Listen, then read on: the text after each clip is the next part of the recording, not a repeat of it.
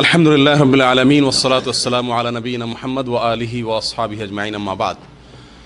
সমস্ত প্রশংসা আল্লাহ সুবহানাহু ওয়া তাআলার জন্য। দরুদ এবং সালাম প্রিয় নবী মুহাম্মদ মুস্তাফা সাল্লাল্লাহু আলাইহি ওয়াসাল্লামের প্রতি। আল্লাহুম্মা সাল্লি আলাইহি আল্লাহুম্মা বারিক আলাইহি। প্রিয় ভাইরা, কোরবানি আর কয়েকদিন পরেই ইনশাআল্লাহ বিইذনিল্লাহ। ইতিমধ্যে কোরবানির প্রাক প্রস্তুতি শুরু হয়ে গেছে। আমরা অনেকেই কোরবানি করার জন্য যত প্রস্তুতি আছে সেগুলো ইতিমধ্যেই শুরু করে দিয়েছি। তো এই কোরবানিকে সামনে রেখে কয়েকটি কথা আরজ করার ইরাদা রাখি। ওমা তৌফিক ইল্লা বিল্লাহ। কোরবানি তো আলহামদুলিল্লাহ আমাদের দেশে বহু লোকেই করে, বরং ইসলামের অন্য কোনো আমল এত সংখ্যক লোকে, এত বেশি লোকে করে না।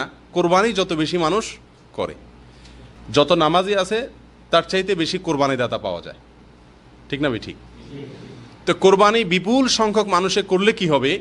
এই ইবাদতটিতে এত বেশি ত্রুটি, এত বেশি বিচ্যুতি, এত বেশি ভুলভ্রান্তি হয়, যার কারণে বেশিরভাগ লোকের কোরবানি সঠিক হয় না, বিশুদ্ধ হয় না।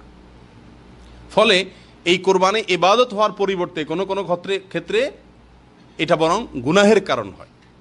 সেজন্য এই ভুলগুলো, বিচ্যুতিগুলো সম্পর্কে আমাদের কিছু ধারণা থাকা দরকার। এজন্য কিছু জ্ঞাতব্য বিষয়, কিছু প্রচলিত ভুল ত্রুটি কোরবানিকে কেন্দ্র করে, সেগুলো আমরা শুধুমাত্র আজকে পেশ করার চেষ্টা করব। আল্লাহ সুবহানাহু ওয়া তাআলা আমাদেরকে তৌফিক দান করুন। প্রিয় ভাইয়েরা, কোরবানি এটা ইব্রাহিম আলাইহিস সালাতু ওয়াস সালামের মস্ত বড় একটি সুন্নাহ। মুহাম্মদুর রাসূলুল্লাহ সাল্লাল্লাহু আলাইহি ওয়াসাল্লামেরও আদর্শ। তিনি কোরবানি নিজে করেছেন, নির্দেশ করেছেন। ওলামায়ে কেরাম অনেকেই কোরবানিকে ওয়াজিব বলেছেন, অনেকে সুন্নতে মুআক্কাদা বলেছেন। তো এই কোরবানি ইসলামী শরীয়তে অত্যন্ত গুরুত্বপূর্ণ একটি ইবাদত। অর্থনৈতিক ইবাদতের ভিতরে কোরবানি হজের এবং জাকাতের পরেই কোরবানির অবস্থান বলা যেতে পারে।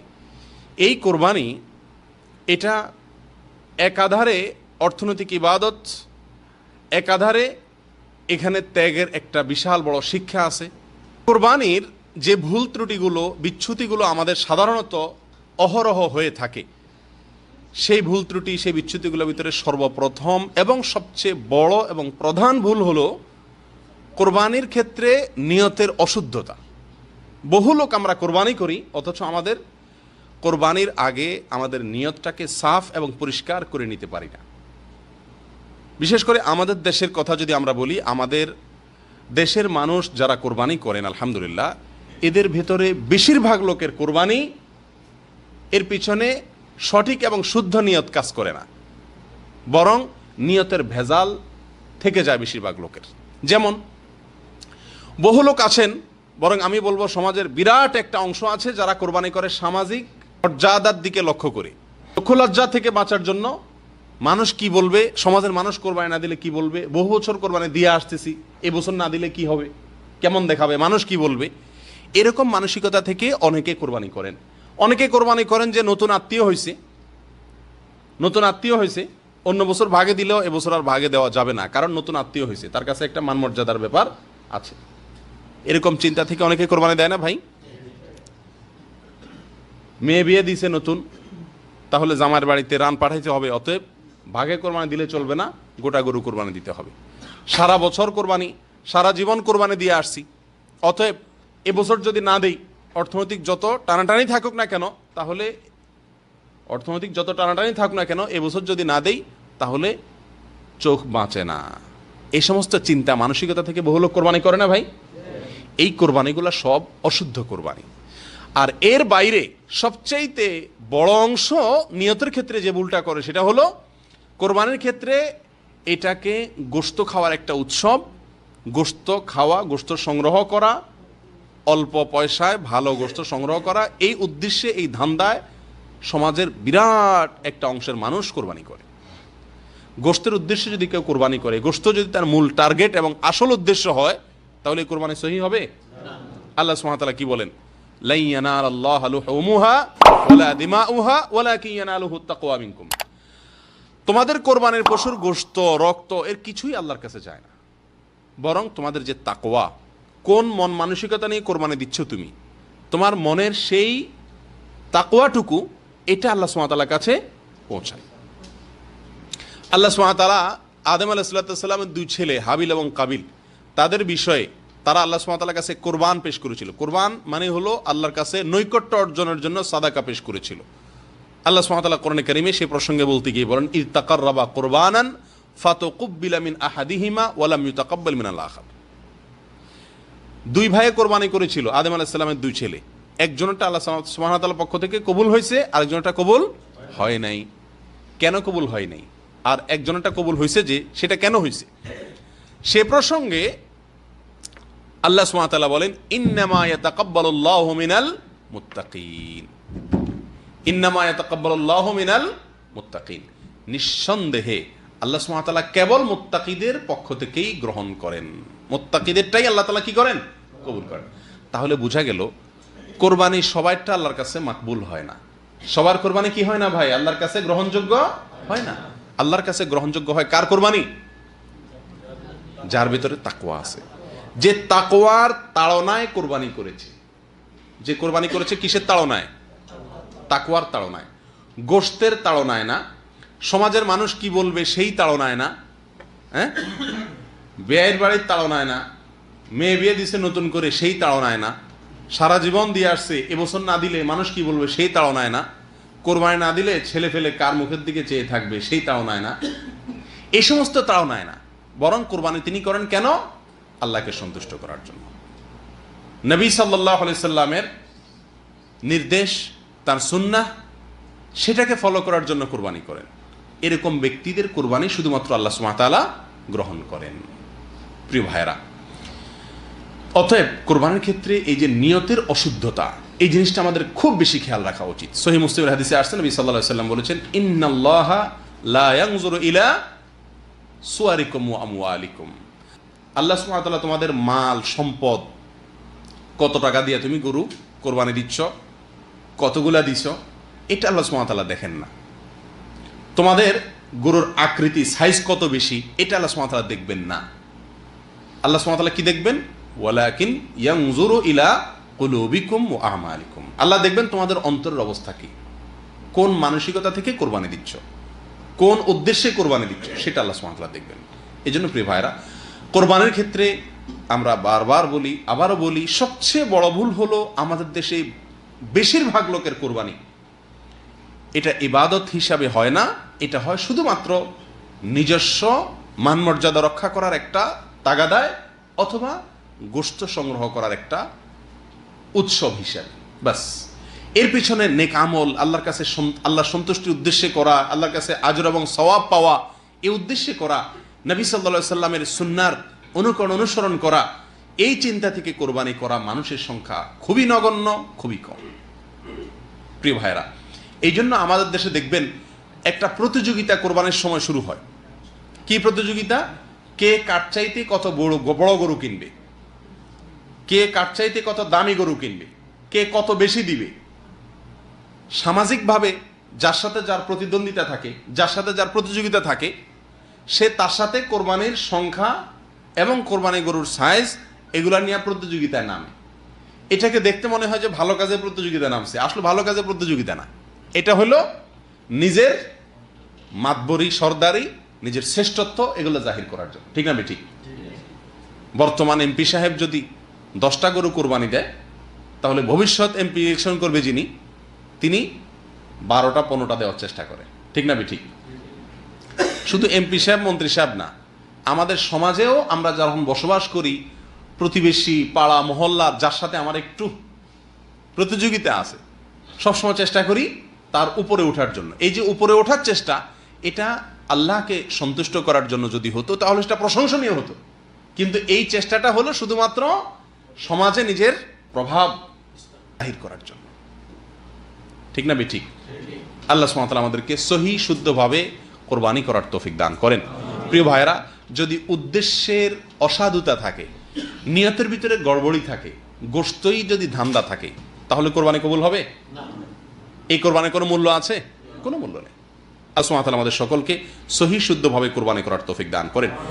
প্রিয় ভাইরা, কোরবানির ক্ষেত্রে আরেকটা বড় ভুল হলো, যারা কোরবানি দেন, বিশেষ করে যারা গরু কোরবানি দেন, এদের বেশিরভাগ লোকই গরুর গোশত বানানোর জন্য ধামা, ছুরি এগুলোর ব্যবস্থা করে, কিন্তু গরু জবাইয়ের জন্য যে ছুরি ব্যবস্থা করা দরকার, একটা ধারালো ছুরির ব্যবস্থা করা দরকার, সেই ব্যবস্থাটুকু বেশিরভাগ লোক করে না। তাকায় থাকে এলাকার ইমাম সাহেব, মুয়াজ্জিন সাহেব বা মৌলভী সাহেব, উনি জবাই করে দিবে, অতএব ছুরি উনি নিয়ে আসবে। তো মৌলভী সাহেব যে জবাই করেন, ওই বেচারার কাছে তো ছুরি 4-5টা থাকে না। ছুরি কয়টা থাকে? একটা থাকে। প্রথম প্রথম যে গরুগুলো জবাই করে উনি, সেগুলো মাশাআল্লাহ খুব ভালোভাবে জবাই হয়ে যায়। কিন্তু এরপরে 3, 4, 5 নম্বর সিরিয়ালে পরে যে গরুগুলো আসে, সেগুলো কি হয়? সহজে জবাই হয় না, কারণ ছুরির ধার কমে যায়। ঠিক না বেঠিক? অতএব যিনি কোরবানি দিবেন তার দায়িত্ব হলো কোরবানির পশু জবাইয়ের জন্য ধারালো ছুরির ব্যবস্থা করা। মৌলভী সাহেব তার কোরবানি কত নম্বর সিরিয়ালে দিবেন বা কত নম্বর সিরিয়ালে তিনি পাবেন, সেটা তিনি নিজেও জানেন না। অতএব তার নিজের দায়িত্বে এই কোরবানির পশু জবাই করার জন্য ধারালো ছুরির ব্যবস্থা করতে হবে। নবী করিম সাল্লাল্লাহু আলাইহি সাল্লাম স্পষ্টভাবে নির্দেশ করেছেন, সুনান আবু দাউদের হাদিসে আসছে, ইন্নাল্লাহা কাতাবা আল ইহসানা আলা কুল্লি শাই।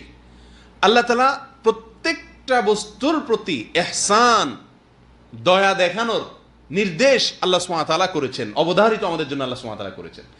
এমনকি পশু যখন আমি জবাই করব, নবী সাল্লাল্লাহু আলাইহি সাল্লাম বলেন যে তোমরা ছুরিকে ধার দিয়ে নিও, ওয়াল ইউরিহ যাবিহাতাহু, এবং যেই পশুকে জবাই করবা তাকে একটু আরাম দিও, অর্থাৎ যত কম কষ্টে তার রুটা বের হতে পারে।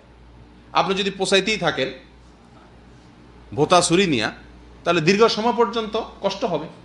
অর্ধেক কাটা যাবে, চামড়া কাটা যায়, হয়তো আপনার আর কাটা যাচ্ছে না, ছুরি চেঞ্জ করলেন, হচ্ছে না, অনেকক্ষণ ধরে সময় নিলেন, তাহলে পশুটার কষ্ট যতটুকু প্রয়োজন তার চাইতে বেশি হলো। ঠিক না বেঠিক?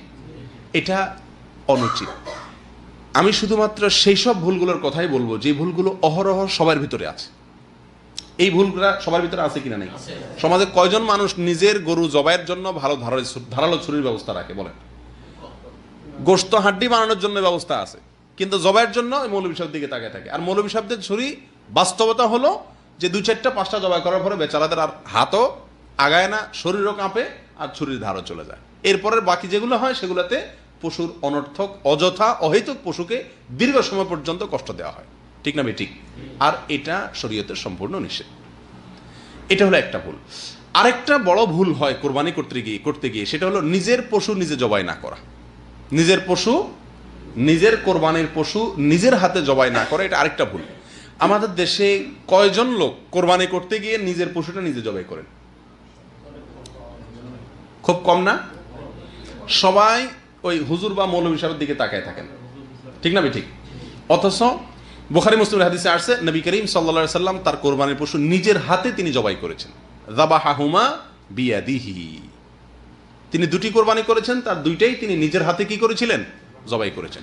এখান থেকে বোঝা যায় যে কোরবানির পশু নিজের হাতে জবাই করা বেশি উত্তম। তাছাড়া কোরবানি আপনি যখন করবেন, তখন কোরবানির এই পশুটাকে হয় আগে থেকে আপনি লালন পালন করছেন, অথবা এই পশুটা কিছুদিন আপনার কাছে ছিল, কেনার পরে এক ধরনের মায়া কিছুটা হলেও সৃষ্টি হয় কি হয় না?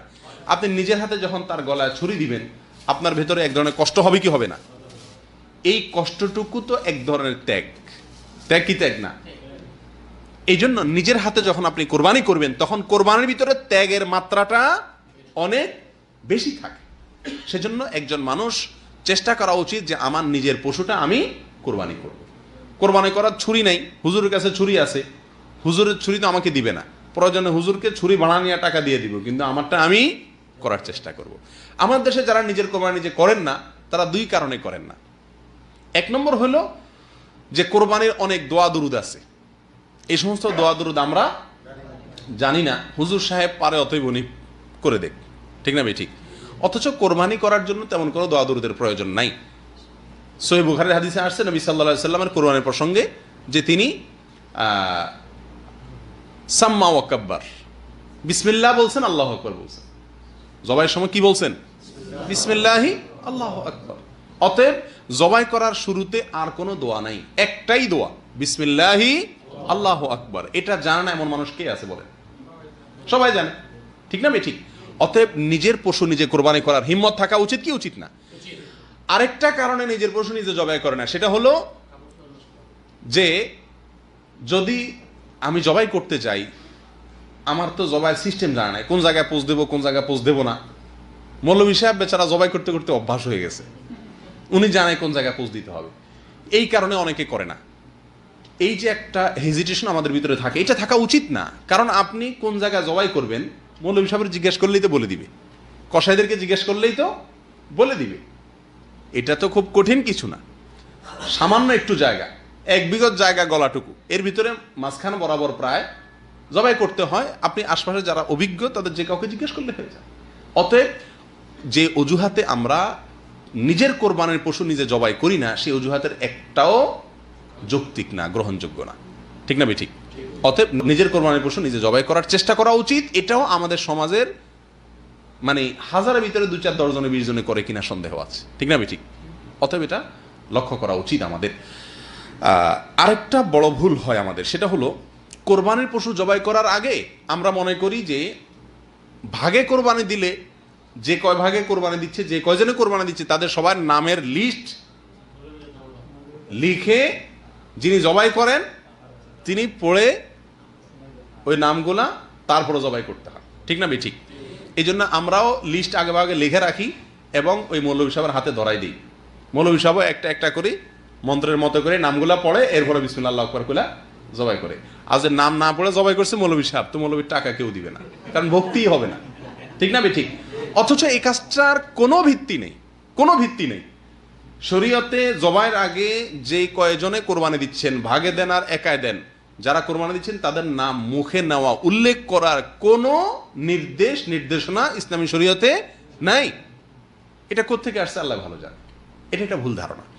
তবে হ্যাঁ, নবী করিম সাল্লাল্লাহু আলাইহি সাল্লাম জবাই করার পরে আল্লাহর কাছে দোয়া করছেন, আল্লাহুম্মা তাকাব্বালহু মিন্নি, আল্লাহ এই পশুটা আমি আমার পক্ষ থেকে কোরবানি করলাম, আমার পক্ষ থেকে তুমি কবুল করো। অতএব যদি কয়েকজন মিলে দেয় তাহলে এবার বলা যেতে পারে আল্লাহ এটা আমাদের সবার পক্ষ থেকে তুমি কবুল করে নাও, যথেষ্ট। আর এখানে যদি নাম উল্লেখ করতে চান বলেন আল্লাহ আমি আব্দুর রহিম, আব্দুর রহমান, আব্দুল্লাহ, আব্দুল সবুর আমরা কয়েকজন মিলে কোরবানি করছি, আল্লাহ আমাদের সবগুলো আপনি কবুল করেন, বাস। এটা জবাই করার শেষে আপনার নিজের ভাষা বলতে পারেন, মুস্তাহাব, বলাও কোনো জরুরি না। কথা বুঝে আসছে ভাই? তাহলে এই নাম জপা জবাই করার আগে, এটা হলো কোরবানি কেন্দ্রিক আরেকটি বড় ভুল, যেটা প্রচলিত এবং বলতে গেলে সমস্ত পশু কোরবানি, বিশেষ করে ভাগে যে পশুগুলো কোরবানি দেওয়া হয় তার সবগুলোর আগেই এই নাম জপার, নামের লিস্টটি ধরে পড়ার একটা রোগ আছে না নেই? এটা ভুল। এখান থেকে আমাদেরকে বেরিয়ে আসতে হবে, এটা বাদ দিতে হবে, তাহলেই সহি সুন্নাহ মতো আমার কোরবানি ইনশাআল্লাহ হবে। আরেকটা ভুল হলো ভাই, কোরবানির পশু জবাই করার পরে রুহ যাওয়ার আগেই ওইটার রগ কাটাকাটি শুরু করা। এটা হয় কি হয় না? বিশেষ করে কসাইরা যারা গরুটা বানাবে, চামড়া ছিলবে, তারা ছোট ছোট চাকু নিয়ে, এখনো রুহ বের হয় নাই, এখনো সব রক্ত বের হয়ে সারে নাই, নিস্তেজ হয় নাই, তার আগেই পায়ের রগগুলা কাটা শুরু করে, অনেকে চামড়াও ছেলা শুরু করে দেয়। ঠিক না ভাই ঠিক? এটা চরম বড় অন্যায়, অনেক বড় মাপের জঘন্য অপরাধ। যে ইসলাম আপনাকে জবাই করার আগে ছুরিকে ভালো করে ধার দিয়ে নিতে নির্দেশ করেছে, যে ইসলাম আপনাকে ভোঁতা ছুরি দিয়ে পশুকে জবাই করার অনুমতি দেয় নাই, তাকে অযথা কষ্ট দেওয়ার অনুমতি দেয় নাই, সেই ইসলাম কিভাবে আপনাকে অনুমতি দেয় একটা জীবন্ত পশুকে আপনি রগ কাটা শুরু করলেন আর চামড়া ছিলা শুরু করলেন? এটা কত বড় কষ্টদায়ক বিষয়। 2 মিনিট 3 মিনিট ধৈর্য আমাদের কুলায় না। ঠিক না ভাই ঠিক? কসাই তার তো একটা শেষ করতে পারলে আরেকটা গিয়ে ধরবে, তার তাড়া আছে। কিন্তু আপনি কোরবানি করছেন ইবাদত, আপনার এই ইবাদত যেন সহি সুন্দরভাবে হয়, কোনো ভুল ত্রুটি না হয়, কোনো ভুলের কারণে এটাতে যেন আরো উল্টা গুনাহ না হয়, সেই জিনিসটা খেয়াল করা তো আপনার আমার দায়িত্ব। ঠিক না ভাই ঠিক? এই জন্য কসাইদেরকে বলতে হবে আমাদের যে ভাই খবরদার, সম্পূর্ণ নিস্তেজ হওয়ার আগ পর্যন্ত কোনো রক্তক কাটা চলবে না। এবং এই ভুলটাও আমাদের সমাজে অহরহ, মানে বলতে গেলে প্রায় প্রত্যেকটি গরু কোরবানিতেই এই ভুলটা কম বেশ হয়ে থাকে। এই ভুল থেকে আমাদেরকে আল্লাহ সুবহানাহু ওয়া তাআলা মুক্তি নসিব করেন। প্রিয় ভাইয়েরা, আরেকটি ভুল হলো, এই ভুলটা পরিমাণে সবচাইতে বেশি, 100% বলা যেতে পারে, 100% লোক কোরবানি করতে গিয়ে ভুলটা করে। সেটা হলো কোরবানির পশু যারা বানায়, কসাই, তাদেরকে পারিশ্রমিক দেওয়া হয়। ঠিক না ভাই ঠিক? পারিশ্রমিক হিসাবে নগদ টাকা, তাদের সাথে চুক্তি থাকে, হাজারে কত টাকা, এরকম একটা সিস্টেম আছে। এই সিস্টেমে গোটা গরু বলেন, ছাগল বলেন, এটা তারা বানায়। এই তাদের সাথে যে অর্থ চুক্তি থাকে পারিশ্রমিক হিসাবে, এই পারিশ্রমিকের বাইরে তাদেরকে আবার কোরবানির পশু থেকে কি দেওয়া হয়? গোশত দেওয়া হয়। যদি তাদেরকে অন্য 10 জনের মতো দেওয়া হয় তাহলে তাতে কোনো আপত্তি নেই, কিন্তু তারা যেহেতু গরু বানাইছে সেই হিসাবে তাদেরকে অন্য 10 জনকে হয়তো আধা কেজি 1 পোয়া করে আপনি দিচ্ছেন, সাধারণ যাদেরকে দান করছেন, কিন্তু এদেরকে 2, 4, 5 কেজি দিচ্ছেন। কেন? তারা কষ্ট করছে, পরিশ্রম করছে তারা, এই জন্য তাদেরকে দিচ্ছেন। তাহলে পারিশ্রমিক হলো। পরিশ্রম করছে সেটাকে খেয়াল রেখে দিলেন, তাহলে এটা কি হলো? পারিশ্রমিক হলো। আর এই পারিশ্রমিক হিসাবে আপনার কোনো কসাইকে অতিরিক্ত গোশত বলেন বা পশুর অন্য কিছু বলেন, এটা দেওয়া শরীয়তে জায়েজ নাই। কসাইরাও খুব চালাক, তারাও আমাদের সঙ্গে এই কোরবানির পশু এটা বানানোর জন্য যখন চুক্তি করে তখন খুব বেশি দরাদরি করে না, কারণ তারাও জানে যে 2, 4, 5 কেজি গোশত তো আমি এমনিই পাবো, তো 4 কেজি গোশত পালে তো 2000 টাকা দাম এমনি এসে গেল, অতএব 1000 যদি চুক্তিতে কমও হয় লস নাই। ঠিক না ঠিক? এটা ভুল। এ সম্পর্কে নবী করিম সাল্লাল্লাহু আলাইহি সাল্লামের একাধিক একেবারে স্পষ্ট নির্দেশনা পাওয়া যায়। বিশেষ করে সহিহ বুখারীতে নবী সাল্লাল্লাহু আলাইহি সাল্লাম স্পষ্টভাবে তার নির্দেশ পাওয়া যায়। তিনি বলেছেন, লা ইউতা ওয়ালা ইউতা লিজাযারাতিহা শাইআ, কোরবানির পশু এটা কসাই যারা কাটে অথবা এটাকে বানায় তাদেরকে এই কোরবানির পশু থেকে কোনো কিছু দেওয়া যাবে না। আলী রাদিয়াল্লাহু তাআলা আনহুকে নবী করিম সাল্লাল্লাহু আলাইহি সাল্লাম বিদায় হজের সময় তাকে কোরবানির পশুগুলা তিনি নিজের হাতে অনেকগুলো কোরবানি করেছেন, বাকিগুলো তাকে করতে বলেছেন। এরপরে বলেছেন এই পশুর সব কিছু বন্টন করে দেওয়া মানুষদেরকে, হাজিদের মধ্যে তাদেরকে খাওয়াও, আর খবরদার কোনো কিছু তুমি ওই কসাইকে বা যারা বানাবে তাদেরকে দিবা না। অর্থাৎ তাদের পারিশ্রমিক আলাদা দিবেন, নগদ টাকা দিয়ে, কোরবানির পশু থেকে আপনি দিবেন না। আসলে কোরবানির পশুর এই গোশত এটা আমরা কোরবানি করে দিলাম মানে আল্লাহকে দিয়ে দিলাম। ঠিক না ঠিক? আল্লাহ সুবহানাহু ওয়া তাআলার নিয়ম হলো কোনো কিছু আল্লাহকে দান করলে আল্লাহ নিজে সেটা গ্রহণ করেন না। আগের যুগে আল্লাহকে দান করলে মানুষ পাহাড়ে রেখে আসতো, সেটা আসমান থেকে এসে আগুন এসে জ্বালাই দিত, তার মানে আল্লাহ তাআলা অ্যাকসেপ্ট করছেন। আর যদি না জ্বালাইতো তার মানে আল্লাহ ওটা অ্যাকসেপ্ট করেন নাই। আর আখিরি জামানার উম্মতকে আমাদের জন্য আল্লাহ সুবহানাহু ওয়া তাআলা সুযোগ দিয়েছেন। সেটা কি? আমরা আল্লাহ সুবহানাহু ওয়া তাআলার জন্য কিছু দান করলে, যাকাত দিলে, ফিতরা দিলে, সব আল্লাহর জন্যই তো দান করি। আল্লাহ সুবহানাহু ওয়া তাআলা ওটাকে গ্রহণ করেন না, জ্বালিয়ে দেন না। আল্লাহ সুবহানাহু ওয়া তাআলা আমাদের সুবিধার জন্যই গরিবদের মাঝে বন্টন করার জন্য, নির্দিষ্ট খাতে দেওয়ার জন্য আল্লাহ তাআলা কি করছেন? নির্দেশ করছেন। কোরবানির গোশতটা শুধু ব্যতিক্রম। এখানে আল্লাহ সুবহানাহু ওয়া তাআলা গোশতটা আমাদেরকে খাওয়ার সুযোগ রেখেছেন, যে তোমরা যারা কোরবানি করছো তোমরা নিজেরা কি করতে পারো? এটা খেতে পারো, দান করতে পারো, রাখতে পারো, তিনও সুযোগ আছে। সূরা তিরমিজিতে আসছে, নবী সাল্লাল্লাহু আলাইহি ওয়াসাল্লাম বলেছেন, ফাকুলু মিনহা ওয়া আতইমু ওয়াদাখিরু, তোমরা নিজেরা সেখান থেকে খাও, মানুষকে দান করো, আবার রেখে দাও, সুযোগ আছে। এক সময় নবী সাল্লাল্লাহু আলাইহি ওয়াসাল্লাম নিষেধ করছেন 3 দিনের বেশি রাখা যাবে না, কিন্তু এরপরে সেটা তিনি প্রত্যাহার করেছেন, রহিত করেছেন। এরপর বলেছেন তোমরা এখান থেকে যা খুশি করতে পারো। অর্থাৎ যা খুশি বলতে নিজে খাও, মানুষকে দান করো, জমা করো, কিন্তু বিক্রি করা যাবে? যাকে আপনি দান করছেন সে বিক্রি করতে পারে, কিন্তু আপনার কোরবানির গোশত আপনি বিক্রি করতে পারবেন? যেহেতু বিক্রি করা যায় না, অতএব পারিশ্রমিক হিসাবেও কাউকে দেওয়া যায় না। বিধায় আপনার যে কসাই এই পশুটা বানায় দিছে তাকে যদি আপনি টাকা দিলেন আর গোশত অতিরিক্ত দিলেন এই জন্য, এই খেয়াল থেকে যে সে কষ্ট করছে, পরিশ্রম করছে, তাহলে পরিশ্রমের বিনিময় দিলেন, সেই হিসাবে এটা কি হবে না? জায়েজ হবে না। সবচেয়ে বড় কথা হলো নবী করিম সাল্লাল্লাহু আলাইহি ওয়াসাল্লাম নিষেধ করছেন, ব্যাস। তাহলে আমাদের এই কাজটা করা উচিত কি উচিত না? সারা বাংলাদেশে কসাইকে গোশত দেয় না এরকম কোরবানি করেনেওয়ালা কয়জন লোক আছে বলেন? একজনও আপনারা দেখছেন আজ পর্যন্ত? অথচ উচিত হলো কসাইকে আগে ভাগে বলে দেওয়া যে বাবা তুমি এই গরু বানাইতে কত টাকা নিবা বলো, আর মাথায় রেখো তোমাকে কিন্তু আমি কোনো গোশত দেবো না, যদি দেই তো অন্য 10 জনকে যেভাবে দেবো তোমাকেও সেই হারে দেবো, তুমি এটা বানাইছো সেই হিসাবে তোমাকে আমি এক্সট্রা কোনো গোশত দেবো না। এই কথা সাফ এবং পরিষ্কার তাকে আগে থেকে বলে দেওয়া উচিত। ঠিক না ঠিক? তো এই ভুলটা অহরহ হয়, এটা আমাদের খেয়াল রাখা উচিত। আল্লাহ তাআলা আমাদেরকে বুঝার তৌফিক দান করেন। শুধু কসার ক্ষেত্রে না, এই একই সমস্যা হয় আশপাশের অনেক লোক হেল্প করতে আসে, গরিব লোকজন, তারাও দেখা যাচ্ছে হেল্প করছে, এই জন্য তাদেরকে আমরা কি দিচ্ছি? কিছু গোশত দিচ্ছি, বাড়াই দিচ্ছি, এটাও জায়েজ নাই। একই কথা, তাকেও পারিশ্রমিক দেওয়া হলো। আপনি যদি সে গরুটা বানাইলে যা দিত, গরুটা না বানাইলে যা দিতেন, গরুটা বানানোর পরেও সে পরিমাণ দিচ্ছেন, তাতে অসুবিধা নেই। কিন্তু গরুটা বানাইছে সেই জন্য তাকে আপনি বেশি দিলেন, এই বেশি অংশটুকু যেটা দিলেন এটা জায়েজ হলো না, এটা না জায়েজ হয়ে গেল। আমি কি কথা বুঝাতে পারছি? আল্লাহ তাআলা আমাদেরকে সবাইকে এই সমস্ত ভুল থেকে বেঁচে থাকার তৌফিক দান করেন। প্রিয় ভাইরা, আরেকটা ভুল হলো কোরবানির পশু বিশেষ করে বিক্রি করা, দাম দর করে বিক্রি করে, আমরা গরিবের সুবিধার জন্য বিক্রি করে টাকাটা রেখে আবার গরিবকে দান করি। সেটা না করে গোটা চামড়াটাই যদি দান করা যায়, বিভিন্ন মাদ্রাসা থেকে কালেকশনে আসে, অনেক গরিব লোক থাকে, গোটা চামড়াটাই যদি সরাসরি দান করে দেওয়া যায় সেটা সবচাইতে ভালো। কথা বোঝা আসছে? বিক্রি না করে গোটা চামড়াটাই যদি আপনি দান করেন সেটা সবচাইতে ভালো। কারণ আলী রাদিয়াল্লাহু তাআলা আনহুকে নবী করিম সাল্লাল্লাহু আলাইহি সাল্লাম কোরবানির যে পশুগুলো বিদায় হজের সময় নবী সাল্লাল্লাহু আলাইহি সাল্লাম জবাই করছেন, বাকিগুলো আলী রাদিয়াল্লাহু তাআলাকে দিয়ে জবাই করেছেন। সেই পশুগুলোর পরে ওনাকে নির্দেশনা দিয়েছেন নবী সাল্লাল্লাহু আলাইহি সাল্লাম, ডিরেকশন দিয়ে দিয়েছেন কি হবে এগুলার। তখন তিনি একটা একটা করে আলাদা বলে চামড়ার কথাও বলছেন যে চামড়াটুকু তুমি দান করে দিবে। তো আমরা যারা বিক্রি করে আমরা খাই না, টাকাটা আমরাও গরিবরে দিয়ে দেই সবাই, কিন্তু বিক্রি করে টাকা দেওয়ার চাইতে আপনি সরাসরি চামড়া দান করা, এটা হলো সবচাইতে উত্তম এবং নির্ভেজাল। এটা আমাদের খেয়াল রাখা উচিত।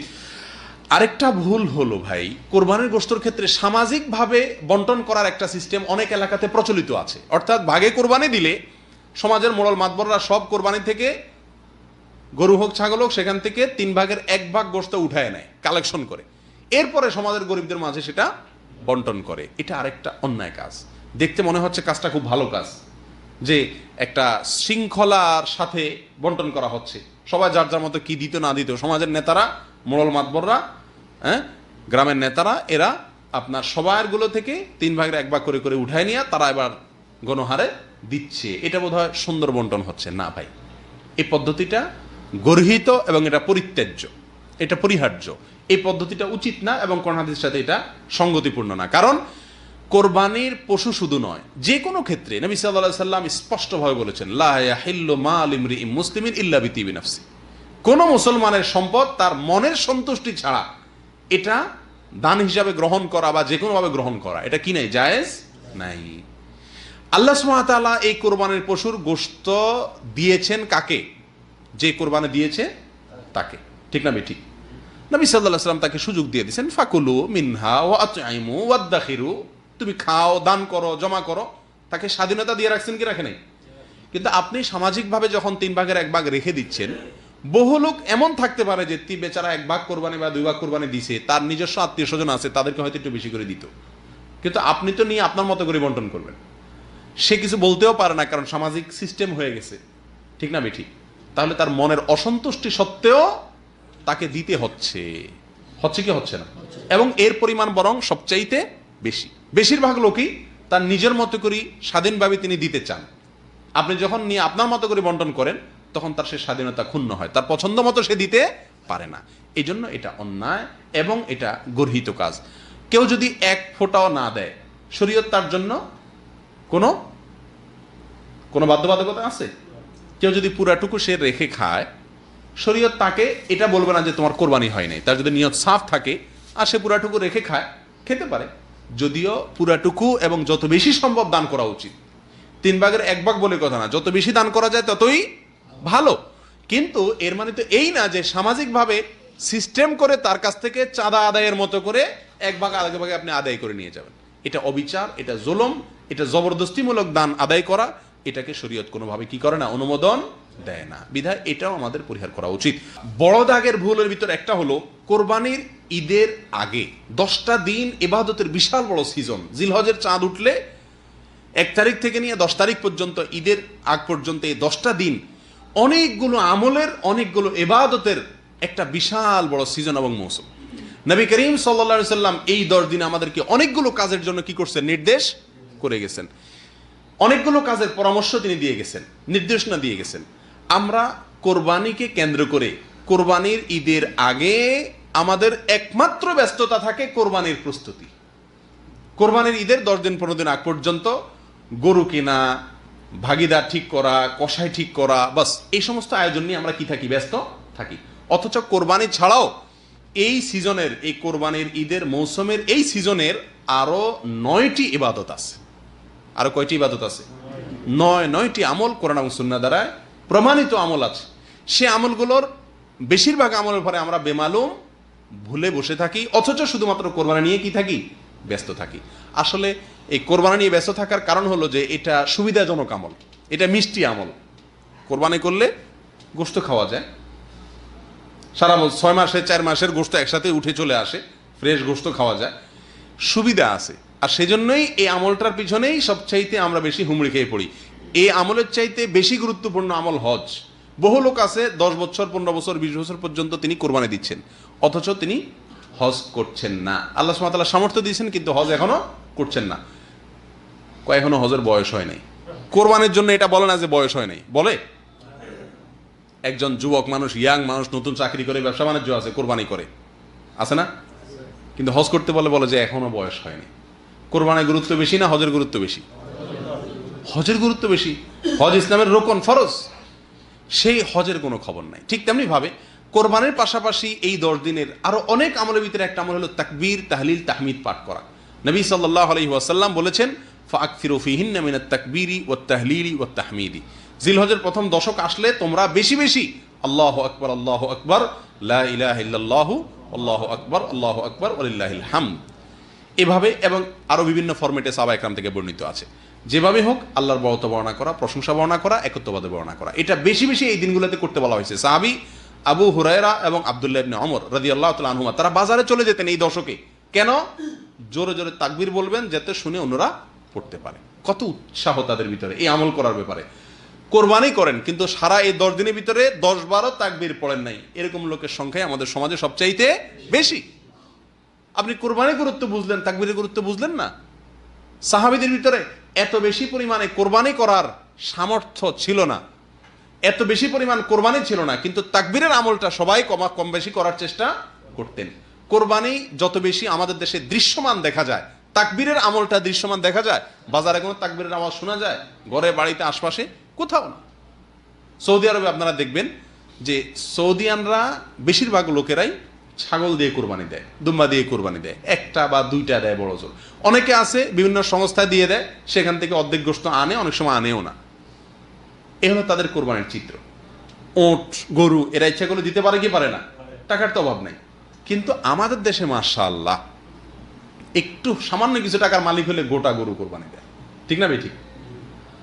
আপনাকে শরীয়ত তো 50,000, 60,000, 70,000, 80,000 টাকা খরচ করে কোরবানি দেওয়ার জন্য আপনার জন্য বাধ্যতামূলক তো করে নাই। আপনি একটা ছাগল দিলেই তো হয়ে যায়। এখানে আপনি এতগুলো টাকা খরচ করতে পারছেন মাশাআল্লাহ, অথচ হজ করেন নাই। এরকম লোকের সংখ্যা বেশি না? কি বলেন? 80,000 টাকা করে যদি আপনি কোরবানি দেন এবং গোটা গরু একা দেন, আপনার 4-5 বছরের কোরবানির টাকা যদি সেভ করেন, শুধু ছাগল দেন, তাহলে তো ওই টাকা দিয়েই আপনি হজ করতে পারেন, ঠিক না? ঠিক। আমাদের প্রবাসীদের মধ্যে বেশিরভাগ প্রবাসীরাই চেষ্টা করে যে একা কি করবে, একটা গরু কোরবানি দিবে। শরীয়তে এক্ষেত্রে আপনাকে অতিরিক্ত খরচ করলে সেটা আপনার নেকামলের পাল্লা ইনশাল্লাহ যোগ হবে, এটা ভালো কাজ, সন্দেহ নাই, আমি নিরুৎসাহিত করছি না, আপনি পারলে দেন। কিন্তু আপনি এটা করতে গিয়ে এর চেয়ে গুরুত্বপূর্ণ কাজ যেন ছুটে না যায়। আর এখানে যেন বেশি টাকা খরচটা অন্য কোনো ধান্দায় না হয়, আল্লাহকে সন্তুষ্ট করার জন্য যদি হয়, তাহলে তো এটা আপনি গরিব এলাকায় কোরবানি করে দিতে পারেন। অনেক সৌদিয়ানদেরকে দেখা যায় তারা আফ্রিকার বিভিন্ন দেশে টাকা পাঠায় দেয়। কেন? তাদের টাকা দিয়ে সেখানে কোরবানি দিয়ে গরিবরা গোশত খেয়ে নেবে, তারা সওয়াব পাবে। আমরা কয়জন লোক আছি কোরবানি করে এই টাকা আমরা কি করছি? কোরবানির টাকা কোনো গরিব এলাকায় দিয়ে দিছি। এই যে এখন বন্যা চলছে সারা দেশে, গরিব এলাকাতে বন্যার্থদের মাঝে ওই এলাকাতে আমি পাঠাই দিলাম বিশ্বস্ত কোনো এলাকার মাধ্যমে, সেখানে কোরবানি করে গোশত মানুষকে দিয়ে দিল, আমার কিছু লাগলো না, আমার বাড়িতে কিছুই হলো না, আমি সওয়াব পাইলাম। কি বলেন? এরকম সৎসাহস করার এর মানুষ কয়জন আছে আমাদের সমাজে? কি বলেন? খুবই কম না?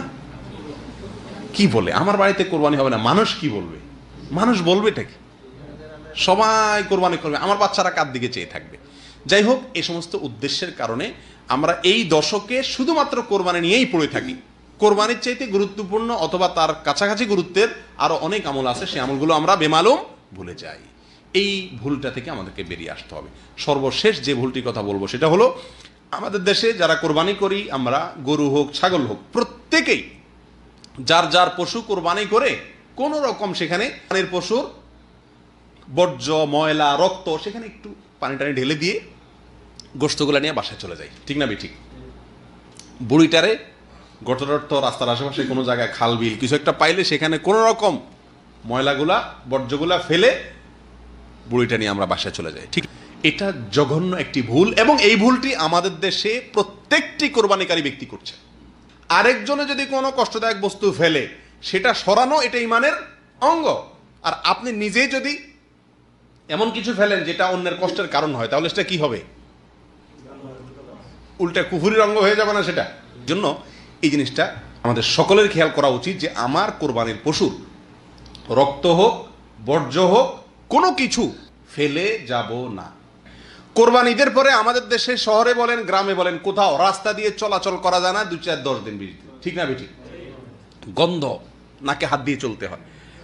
আপনি এই রাস্তাকে, রাস্তার আশপাশকে রক্ত দিয়ে, বর্জ্য দিয়ে নষ্ট করে দিলেন। কষ্ট করছে সাধারণ মানুষ, অন্য মানুষ, পথচারীরা নাকে হাত দিচ্ছে, এদের সবার অন্তরের বদদোয়া লাগতেছে কি লাগতেছে না? অটোমেটিকলি আপনার আমলনামা একটা গুনাহ যোগ হয়ে যাচ্ছে। যত মানুষকে কষ্ট দিচ্ছেন, প্রত্যেকটা মানুষকে কষ্ট দেওয়া একটা গুনাহ, এর কারণে আপনার আমলনামায় যোগ হয়ে যাচ্ছে। আল্লাহ সুবহানাহু ওয়া তাআলা আমাদের সকলকে এই সব বিষয়গুলোকে মাথায় রেখে সহি শুদ্ধভাবে, সম্পূর্ণ সঠিকভাবে কোরবানি করার তৌফিক দান করুন।